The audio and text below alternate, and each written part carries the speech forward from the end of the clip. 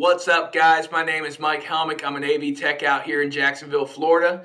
I have been asked to do some informational videos, I guess you could say. These are not reviews. They're going to provide you some information.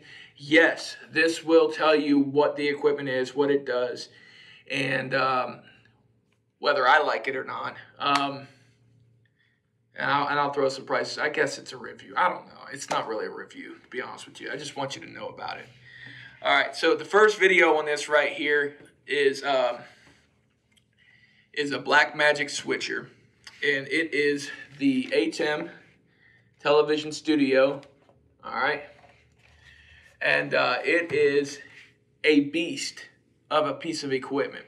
It is $1,000. It does have a smaller version for you guys that are price sensitive. The only thing is, it's HDMI and it's only got 4 channels. So as I like this piece of equipment, that's the smaller version of this, as I like that a lot because it does a lot of stuff still. I mean, it's the ATEM switchers they're nothing to play with. They're good stuff. I like it, but it doesn't have SDI. And for me, I do large shows, and SDI is critical to me because it'll shoot out the 300 foot compared to, I mean, that's right out of the back of this. It'll shoot out the 300 foot, have a great signal, where HDMI cuts off at about 50.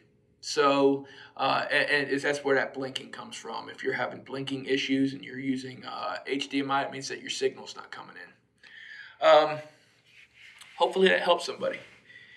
I like this thing a lot, and it has 8 inputs, and it has several outputs, and let's go ahead and get into it. So it has 4 HDMI inputs in.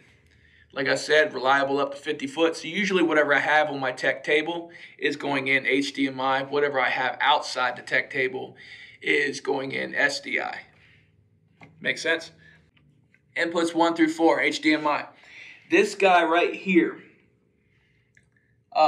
is the camera control for the Blackmagic cameras. The software in this guy can control the Blackmagic cameras and can color correct and expose and all that. And I think that it can even power them on or hit record on them. It has a lot of functionality. That's great. You got your power port, which is right here. And then you have your Ethernet and your USB. Now, I spent a lot of time trying to figure out why I couldn't use my USB as a control. It's not. It's just for updating. It's the only reason why that USB exists on this model is just to update. The Ethernet is the control. So, and the good news about Ethernet is you can run that thing forever and plug it into a computer that's way far away from the switcher and still have good control of it. Cool, right? Which USB, you can't do that. And I don't know why Blackmagic did it. I would have liked to have seen an optional control for both. But, you know, maybe next time they update their switcher, maybe that's what they'll do. So your top SDI are actually camera outputs. So whatever's going in, program outputs. And it sends it back to the camera guy to whatever they're monitoring on. Usually, if you have Blackmagic cameras and are using a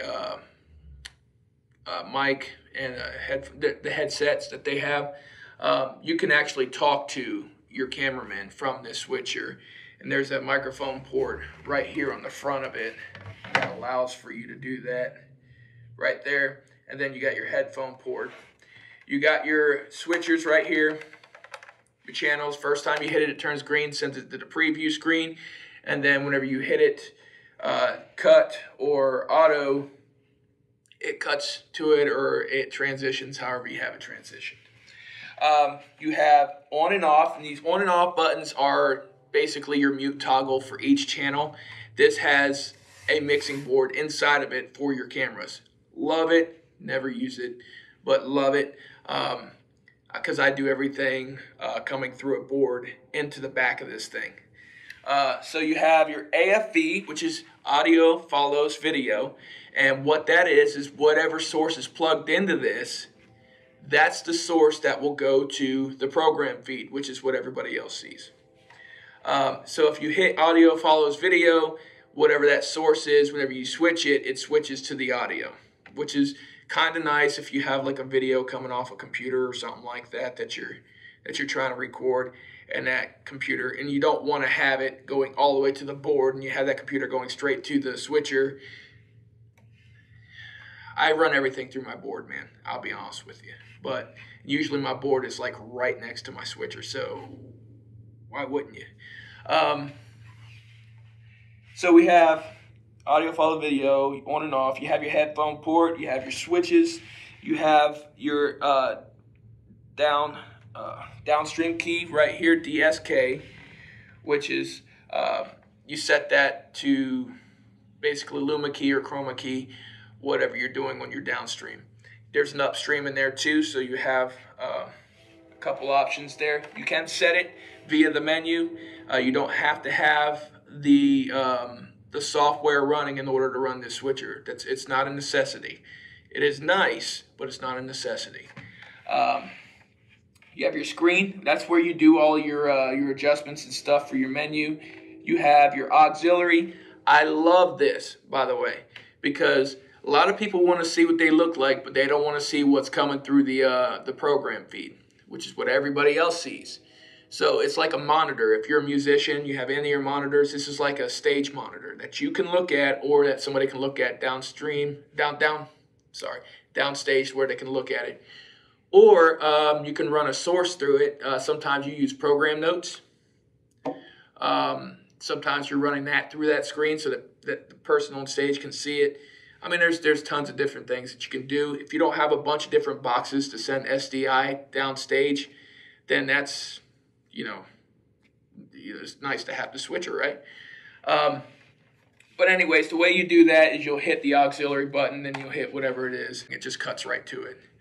And it turns white when you hit it. So you know the difference between when you're running program and when you're running auxiliary, because the program colors are green and red and the auxiliary colors are just white.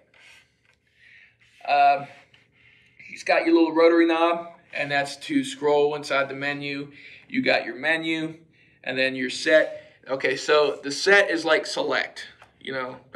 Select, I want to go into that menu, and then you scroll and then select, I want that to be chosen. That's basically your check mark, your what you're choosing everything with.